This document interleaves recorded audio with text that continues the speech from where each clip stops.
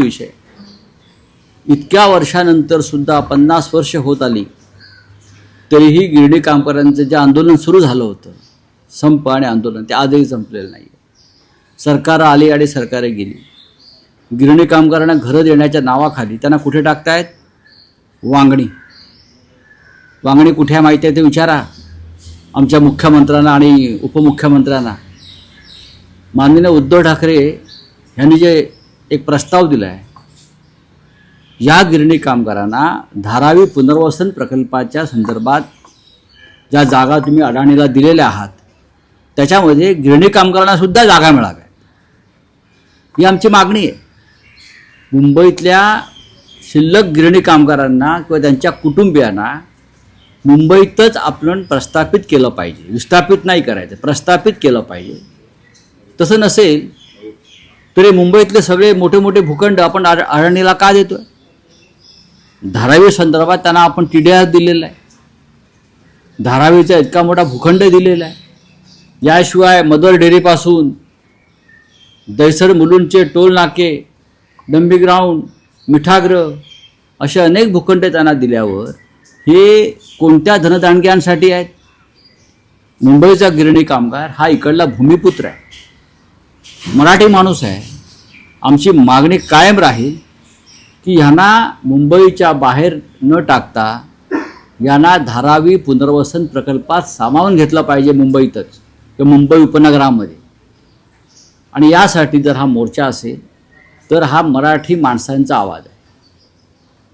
शिवसेना पक्षप्रमुख उद्धव ठाकरे या मोर्चाला शेवटी उपस्थित राहतील. जी सभा होणार आहे तिकडे ते मार्गदर्शन करतील. शिक्षकांचा प्रश्न तर आहेच. हे सरकार नक्की कोणते प्रश्न सोडवत आहे? गिरणी कामगारांचा प्रश्न सुटलेला नाही, सुटत नाही. शिक्षकांचे प्रश्न सुटत नाहीत. प्रत्येकाला आश्वासनं आणि तोंडाला पानं पुसली जात आहेत. मग सरकारने गेल्या काही काळामध्ये नक्की कोणते प्रश्न सोडवले? ठेकेदारांचे, आमदारांचे 50-50 कोटीचे.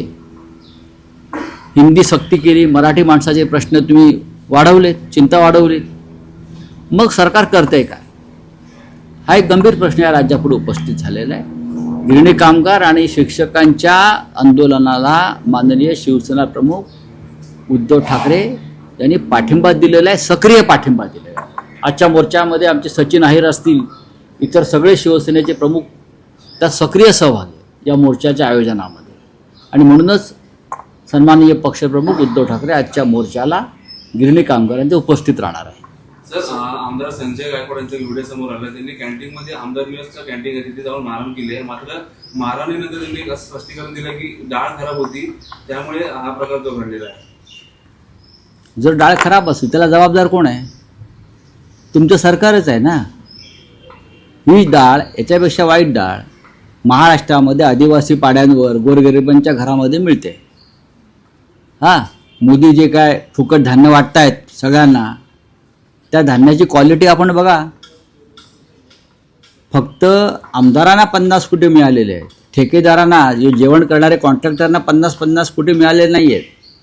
त्याच्यामध्ये भ्रष्टाचार आहेच त्या कॅन्टीनमध्ये सुरू. म्हणून अशा प्रकारे टॉवेलवरती मारहाण करायची का आमदारांना? तुम्ही चित्र पहा. मी आज CMना माझ्या ट्विटरच्या माध्यमातून कळवलं आहे की ही आपल्या राज्यामध्ये कायदा आणि सुव्यवस्था आहे. आमदारानं कोणालाही मारहाण करायची आणि मग आपली बाजू मांडायची की मला डाळ मिळाली नाही, मला भात मिळाला नाही, मला असं वाटत नाही. तक्रार करण्याचे काही सनदशीर मार्ग आहेत. तुम्ही त्याला मारहाण करण्याआधी सुद्धा विधानसभेत येऊन हा प्रश्न मांडू शकता. तुम्ही मुख्यमंत्र्यांना किंवा संबंधित खात्याच्या मंत्र्यांना पत्र लिहून तक्रार करू शकता. पण तुम्ही त्या गरीब माणसाला, कर्मचाऱ्याला मारहाण केली, त्याचा काय दोष आहे? त्याचा दोष काय? त्या कर्मचाऱ्याचा दोष काय आहे?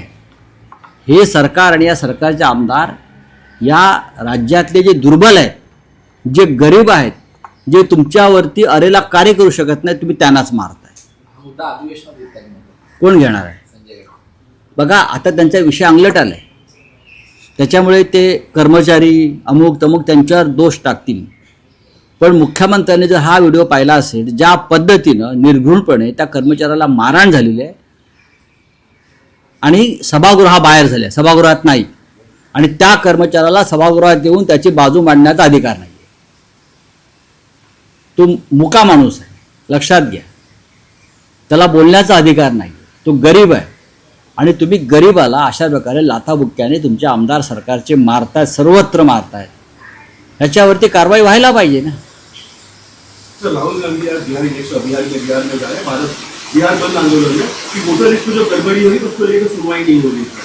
डेफिनेटली वोटर लिस्ट की गड़बड़ी के बारे में राहुल गांधी बार बार आवाज उठा रहे हैं. बिहार में जो चल रहा है, वोटर लिस्ट में नाम आने के लिए जिस प्रकार के बहुत ही खतरनाक नियम डाल दिए हैं चुनाव आयोग ने, उसका मतलब क्या है? और राष्ट्रीय स्वयंसेवक संघ के 1 लाख से ज़्यादा स्वयंसेवक वहाँ जाकर वोटर लिस्ट में नाम बढ़ाने के लिए काम करने वाले हैं. उसका मतलब क्या है? आप बिहार में भी महाराष्ट्र की तरह चुनाव हाईजैक करना चाहते हैं, वोटर लिस्ट में गड़बड़ी करना चाहते हैं, और जो असली वोटर्स है उसको वोटिंग से दूर रखना चाहते हैं, और वोटर लिस्ट में बाहर के राज्यों के लोग डालकर आप ये चुनाव लड़ना चाहते हैं. तो महाराष्ट्र में इसी तरीके से देखा गया था उस टाइम पे सर. यही हो गया ना. 60 लाख नए वोटर्स अचानक 5 बजे के बाद कहाँ से आए? उसका जवाब चुनाव आयोग अब तक नहीं दे सकता है. राहुल गांधी ने ये सवाल पूछा है, हमने सवाल पूछा है. ना सुनवाई चुनाव आयोग करता है, ना सुप्रीम कोर्ट कर रहा है. उसका मतलब क्या है? चलिए, तो उद्धव ठाकरे आज आजाद मैदान जा रहे हैं, क्या? देखिए, मिल वर्कर्स का एक आंदोलन चल रहा है जिसे हम गिरनी कामगार कहते हैं. और ये आंदोलन इसलिए है कि उनका संघर्ष लगभग 50 साल से चल रहा है.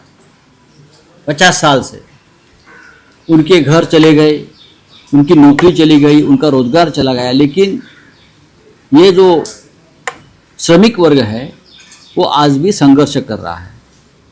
यही लोग थे जब मुंबई में महात्मा गांधी ने चले जाओ का नारा दिया था, तो यही गिरनी कामगार, गिरनी कर्मचारी, वर्कर्स गांधी जी के साथ, ब्रिटिश के साथ लड़ रहे थे. यही लोग थे मुंबई के लिए हमारे साथ लड़ते हैं. यही लोग हमेशा किसी भी आंदोलन में सड़क पर आते हैं. लेकिन आज वो लोग सड़क पर है, उनकी आवाज़ कोई सुनता नहीं है, उनके घरदार नहीं है, और उनको सरकार मुंबई से बाहर एक कोने में डाल रही है, किसी गांव में. ये मुंबई तो उनकी है भाई, गिरनी कामगारों की. उनको घर मुंबई में मिलना चाहिए. ये हमारी मांग उद्धव ठाकरे जी की है. ये धारावी का जो विकास का बात करते हैं ना, आधी मुंबई अपने अडाने को दी है, तो क्या आप 15,000 जो हमारे मिल वर्कर है उनको घर नहीं दे सकते? उसमें दे दो ना. ये हमारी मांग रहेगी, हम आंदोलन करेंगे उसके लिए. सर, ट्रम्प ने 200% ज्यादा टैरिफ लगाने का डेट का धमकी दिया है. फार्मास्यूटिकल कंपनी उनको बहुत बड़ा टेरर हो चुका है इस चीज को लेकर. किस तरीके से देखते हो सर? मैं नहीं देखता हूँ. मोदी